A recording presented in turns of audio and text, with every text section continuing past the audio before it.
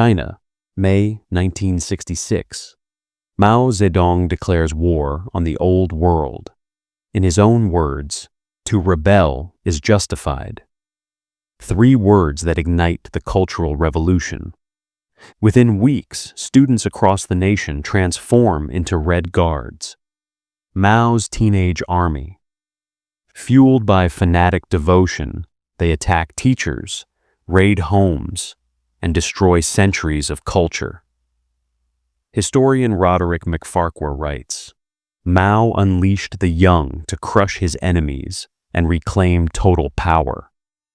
This is the story of how Mao weaponized millions of teenagers and plunged China into a reign of terror.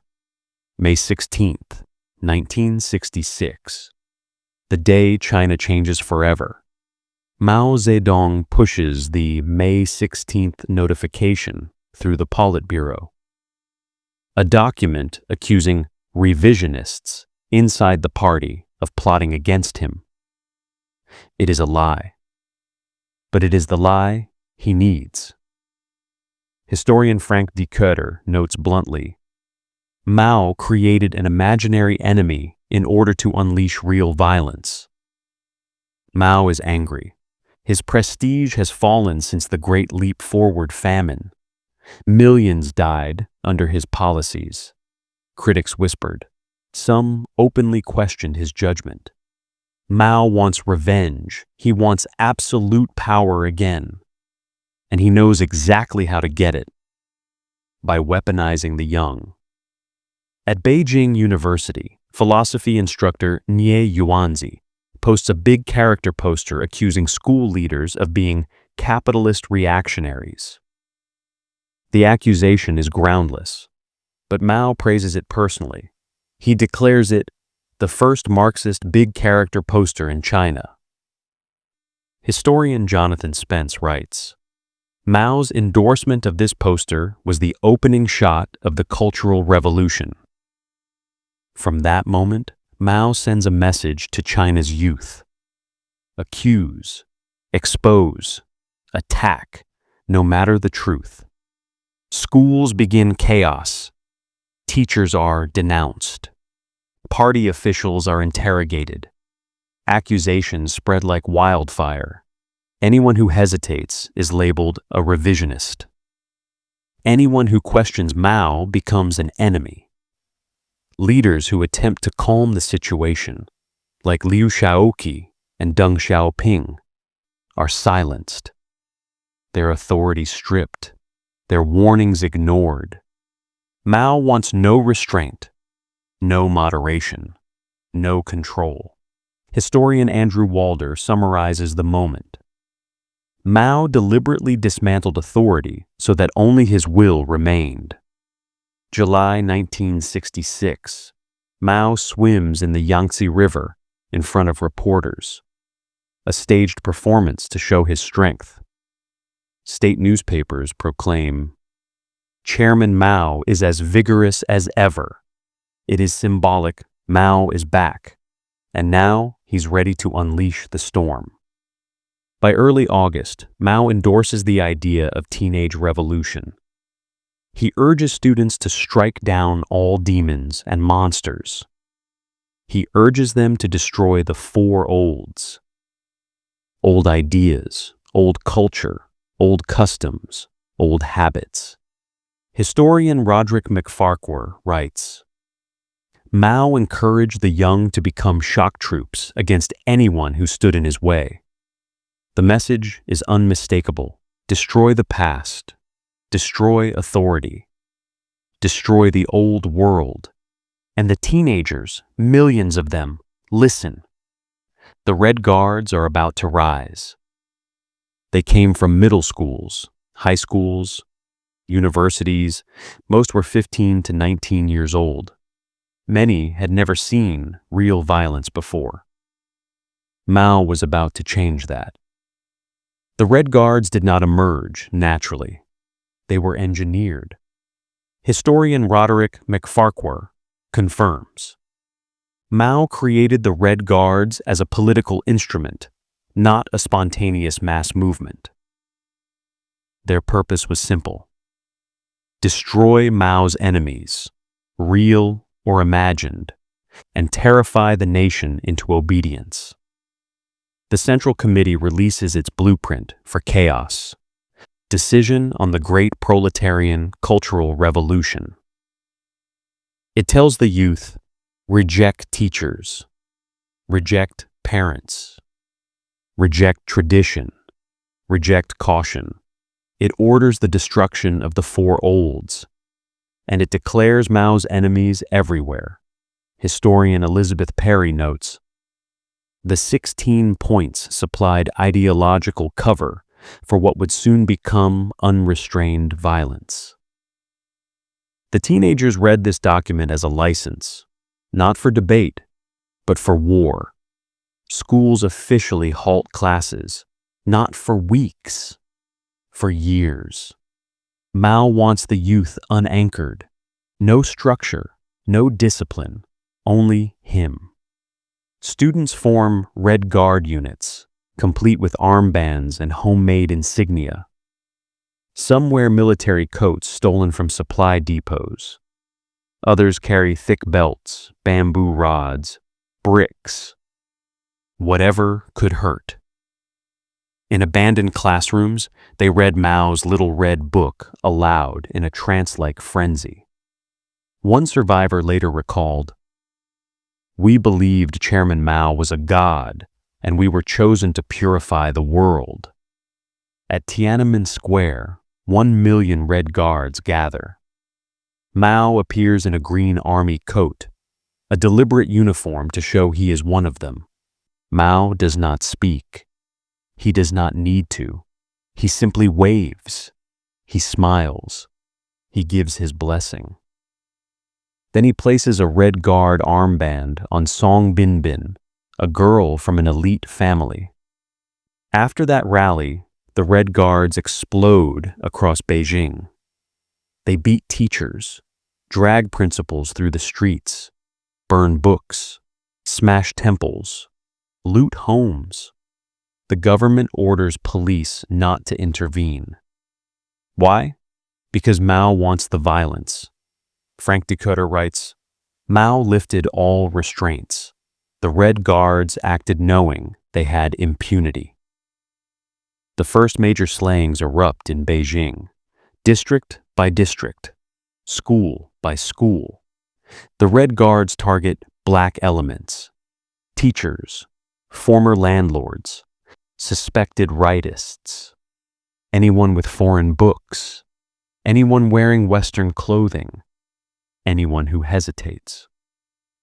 The brutality is shocking even to party officials, but Mao is pleased.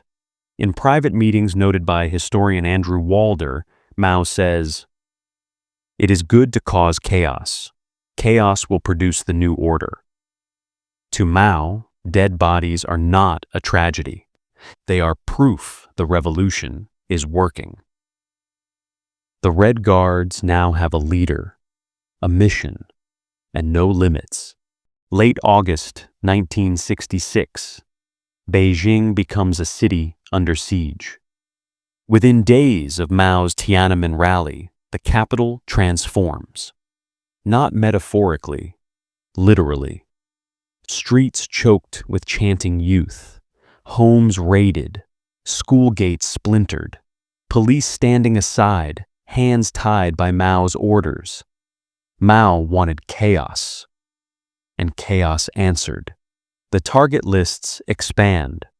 At first, teachers and principals, then bourgeois intellectuals, then so-called black categories, former landlords, rightists, capitalist roaders, anyone with foreign books, anyone with a piano, anyone wearing clothing deemed Western, anyone who hesitates, questions, doubts, or simply looks afraid. Thousands dragged from their homes, thousands paraded through the streets with ink-smeared faces and dunce caps, thousands beaten publicly while crowds cried out Mao's slogans.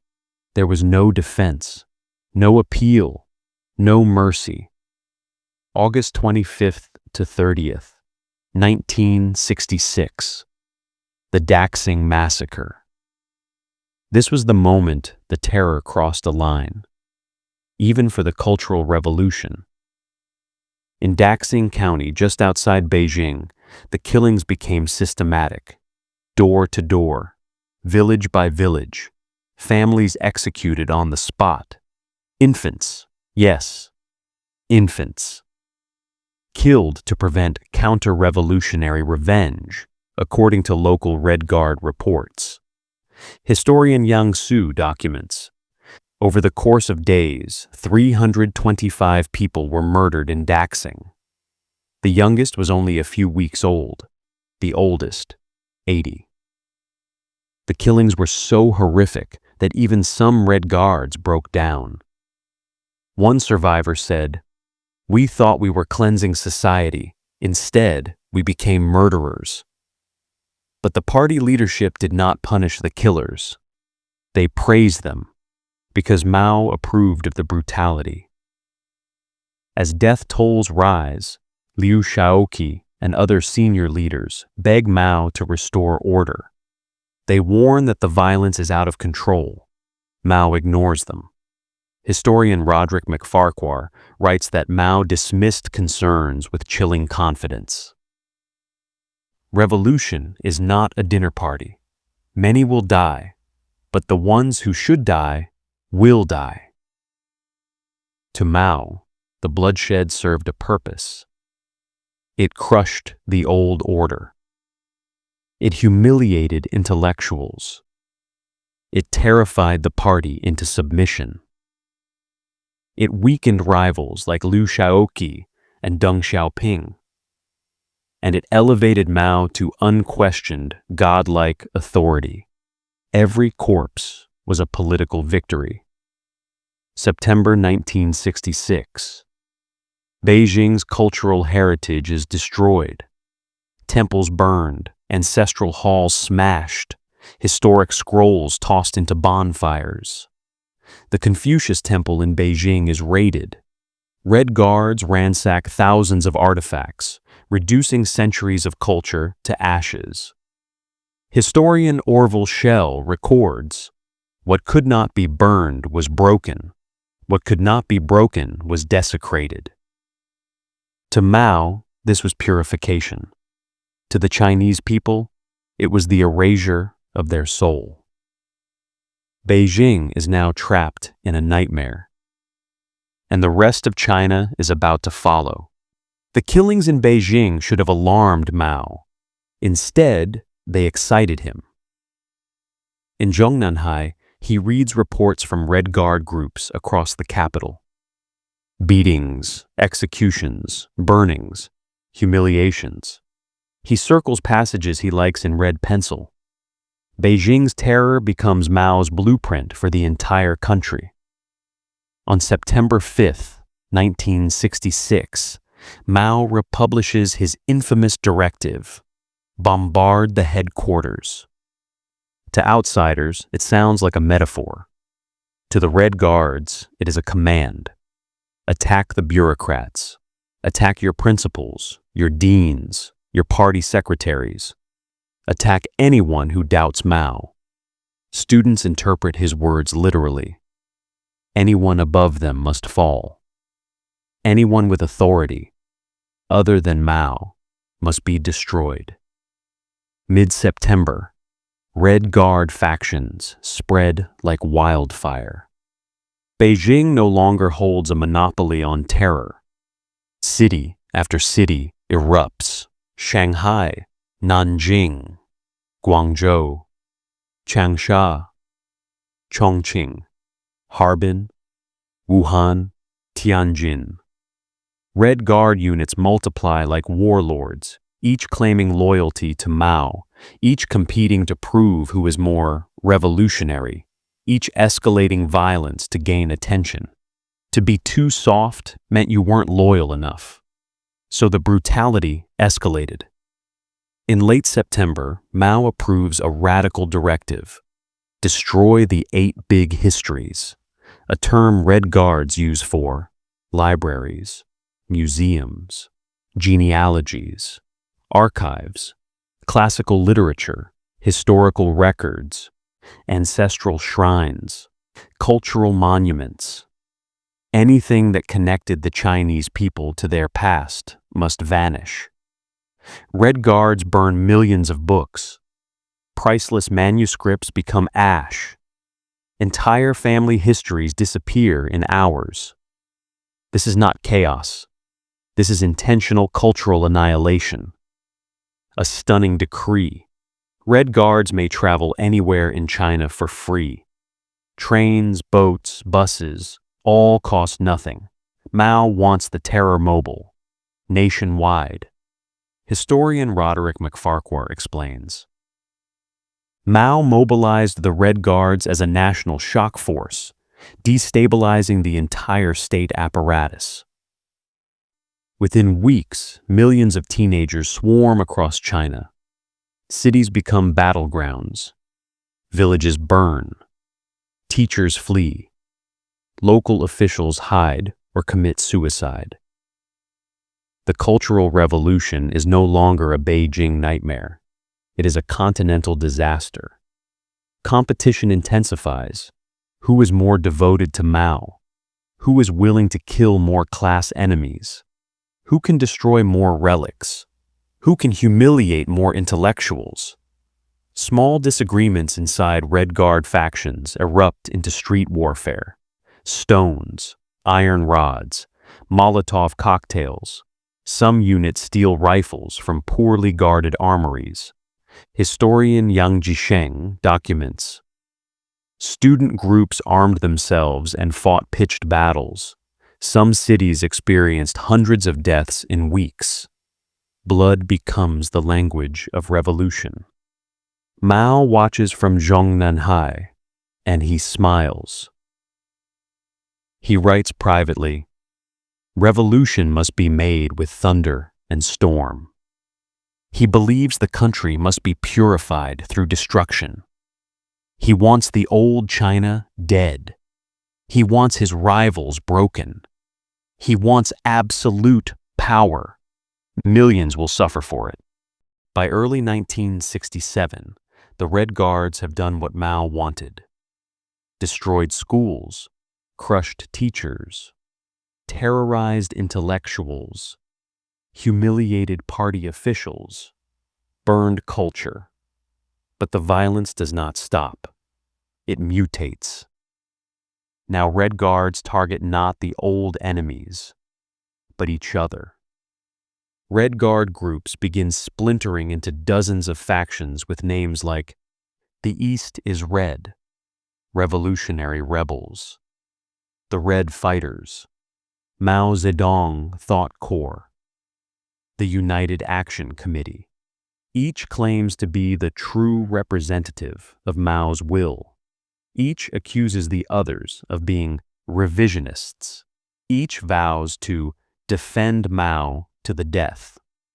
Historian Yang Su writes, "Factions emerged not from ideology, but from personal networks. Classmates, neighborhoods, families. Violence followed these existing lines.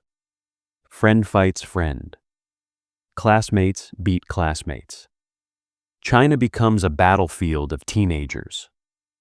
The chaos reaches its peak in Shanghai.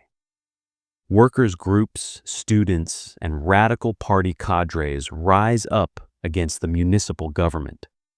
Factories shut down. Transport collapses. City offices are raided. Mao watches the chaos unfold and encourages it. He praises the rebels.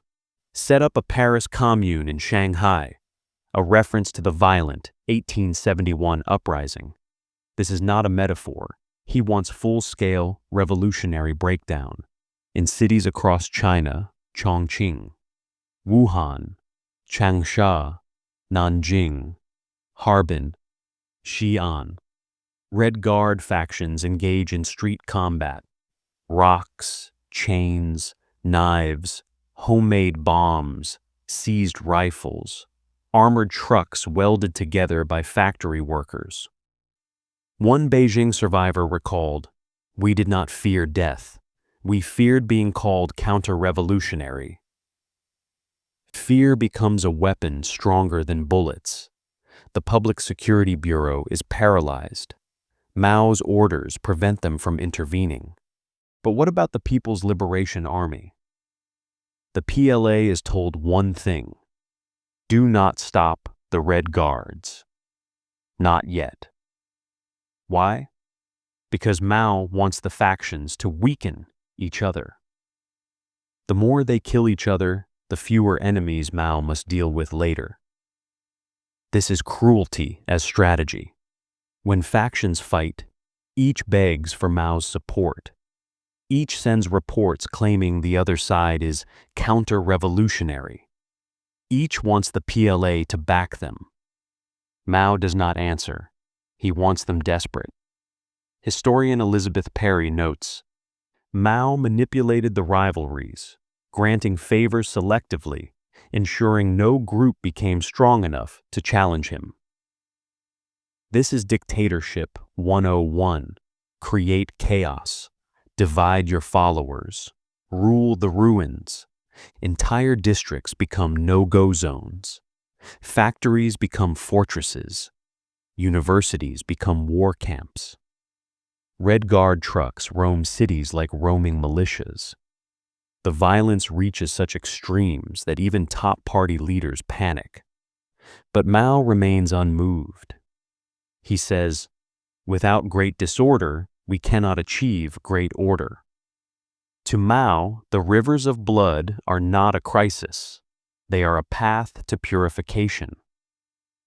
China is now a nation of warring teenagers, and Mao is about to unleash something even darker: the People's Liberation Army. For a year, Mao used the Red Guards as a weapon to destroy rivals, to humiliate intellectuals, to terrorize the party, to plunge China into chaos.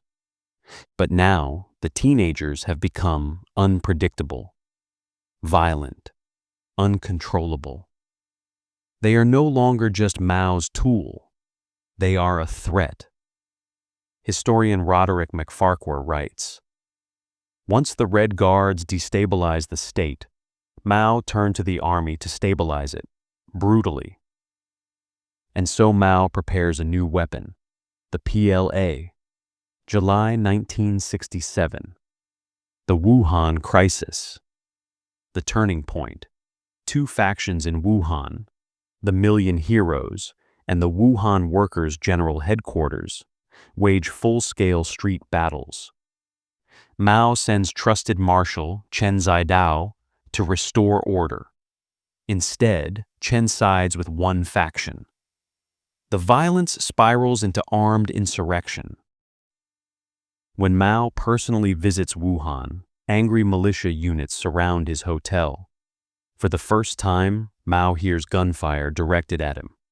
Historian Andrew Walder notes, "The Wuhan incident convinced Mao that only the People's Liberation Army, deployed nationally, could regain control. The Red Guards had gone too far." At internal party meetings, Mao signals a shift. "Too much chaos," he says. "We need order." But he refuses to take responsibility. Instead, he blames bad elements within the Red Guards, the very chaos he created. New directives circulate nationwide. PLA units will now intervene. PLA soldiers march into campuses, into factories, into neighborhoods. They come with rifles, bayonets, armored carriers. Students who once paraded through streets chanting Mao's name now run in terror. Witnesses recall soldiers shouting, "You wanted revolution? Here it is." Specific cities descend into military occupation: Chongqing. Red Guards bomb rail yards. PLA retaliates with grenades and machine guns. Guangzhou. Mass arrests. Executions on riverbanks. Bodies float downstream for days. Xi'an and Shanxi province. Villages shelled, students beaten unconscious with rifle butts, because that's precisely what they were. PLA struggle sessions become deadly. Students forced to kneel on broken glass. Beaten until bones snap. March through streets with placards reading, "Criminal Red Guard." Some are shot in stadiums. Some disappear into military detention centers. Some commit suicide rather than surrender. Mao does not object. He approves every operation. Faction after faction disarms. Leaders are jailed, armories seized, campuses shut. Historian Elizabeth Perry writes, "By late 1967, the PLA had defeated the Red Guards in every major city." Yet Mao remains indifferent. He had never cared about the youth, only their usefulness. The Red Guards, once Mao's children, now see who he truly is. One survivor wrote, "We believed we were defending the chairman, but he used us. Then he crushed us." Another said, "The PLA was not ending chaos, it was erasing us." Their god had become their executioner. China lies in ruins, and Mao is not done yet. Next comes the final betrayal, banishment. The very teenagers Mao once praised as the vanguard of the revolution are now labeled a problem. Their crime? They believed Mao's words too literally. They rebelled too enthusiastically. They caused the chaos Mao wanted, and now Mao needs an excuse to wipe them out. Historian Frank Dikötter writes, "Mao shifted blame for the Cultural Revolution's violence away from himself and onto the Red Guards." And so begins the final purge. March 1968. A new order circulates through every school and work unit. All mass organizations must disband. Your revolution is over. Your loyalty means nothing. Your armbands are now illegal. PLA soldiers storm campuses at dawn. Banners torn down, headquarters smashed, leaders dragged out in handcuffs. Historian Andrew Walder notes, Red Guard organizations vanished almost overnight under military pressure. The movement dies faster than it rose. With a single order, Mao erases the Red Guards from the cities. Beginning in late 1968, Mao launches the mass deportation of Chinese youth. Between 1968 and 1976, over 17 million students are forced into rural exile. Historian Thomas P. Bernstein documents, "This was the largest displacement of youth in the 20th century. Mao's rationale? They must learn from the peasants. The reality? He wants them scattered, defanged, removed from the cities they helped destroy. For the Red Guards, the exile is hell. No schools, no future, no purpose. They dig irrigation ditches in frozen fields, sleep in mud huts, eat coarse grain and wild vegetables, break stones for roads, cut firewood for communes that resent them."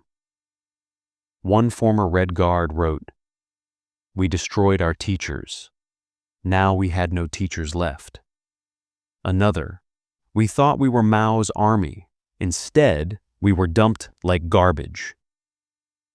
The movement is not just suppressed, it is erased. The Ninth Party Congress convenes in April 1969. The Cultural Revolution is declared a great success. Mao is praised as infallible. Lin Biao becomes successor. And the Red Guards, never mentioned. Historian Roderick MacFarquhar states, The very youth who exalted Mao were airbrushed out of the revolution. Not honored, not thanked, not remembered, just discarded. Letters, diaries, and interviews decades later reveal the same realization. They were pawns, tools, expendable. One former Red Guard confessed, "We believed Mao was our father. He used us to kill for him. Then he abandoned us." Another survivor said, "Our generation was sacrificed, not for socialism, but for one man's power." By 1969, the Red Guards are gone. Mao has purged the youth, destroyed the old China, crushed his rivals, and rebuilt absolute power through blood. When the last Red Guard organizations are dissolved and millions of youth vanish into remote villages, Mao draws a final line across history. The message is clear: forget everything. The violence, the bodies, the terror, the shattered culture, the destroyed families. Historian Yang Jisheng writes, "After the Cultural Revolution's peak, the state's priority became not restoration, but erasure. China does not heal. It buries." The Red Guards were supposed to be Mao's chosen youth. Instead, they became a generation without schooling, a generation traumatized by violence, a generation haunted by the people they killed, a generation exiled to the countryside, a generation denied futures. Many never returned to normal life. They struggle to find jobs, struggle to marry, struggle with guilt. One former Red Guard recalls, "I beat my teacher to death. I have dreamed of her face for 40 years. Another said, "In the countryside, I learned how to farm, but not how to live with myself." Trauma becomes the silent language of an entire generation. China's cultural loss is incalculable. Temples burned, books destroyed, ancient genealogies lost, antiques smashed, museums looted, graves desecrated. Historian Orville Schell summarizes, "The Cultural Revolution was perhaps the most extensive cultural vandalism of the 20th century. What Mao called purification, future generations call cultural amputation." By the end of the Red Guard era, Mao had eliminated rivals, humiliated intellectuals, broken the bureaucracy, dominated the party, rebuilt his cult to godlike heights. Historian Roderick MacFarquhar explains, "The Red Guards were a tool for Mao to return to supreme power after the failures of the Great Leap Forward. Their fate, betrayal, exile, obliteration was part of the plan. Mao did not love the youth. He used them as weapons, and weapons, once dull, are discarded." To this day, the Cultural Revolution remains one of the most sensitive subjects in China. Books banned, memories suppressed, archives sealed, victims silent out of fear, perpetrators silent out of shame. Historian Dikötter notes, "The most important documents of the Cultural Revolution remain locked away. The party fears what full truth would reveal. China lives with a ghost it refuses to name." Mao promised China a revolution of purity. What he created was a generation of victims and perpetrators, many of them the same people. He erased the past, destroyed the present, and condemned the future. This is the legacy of the Red Guards. A nation traumatized, a culture wounded, and a dictator whose cruelty shaped an entire century.